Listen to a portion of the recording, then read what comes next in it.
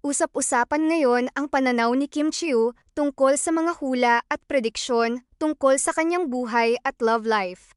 Sa kabila ng iba't ibang prediction sa lumalabas tungkol sa kanya, mas pinipili raw ni Kim na maniwala sa konsepto ng free will. Ang paniniwalang bawat tao ay may kakayahang gumawa ng sariling desisyon para sa kanyang buhay. Para kay Kim, hindi ibig sabihin na kapag may isang hula tungkol sa hinaharap, iyon na agad ang mangyayari. May sarili pa rin tayong choices, actions, at desisyong maaaring makaapekto sa direksyon ng ating buhay. Kaya naman kahit maraming haka-haka at predictions na lumalabas online, tila mas pinapahalagahan niya ang sariling paniniwala at kung ano ang nararamdaman at pinipili niya para sa sarili. At sa panahon ngayon na mabilis kumalat ang iba't ibang predictions sa social media, magandang paalala rin ito na hindi lahat ng hula ay kailangang ituring na katotohanan.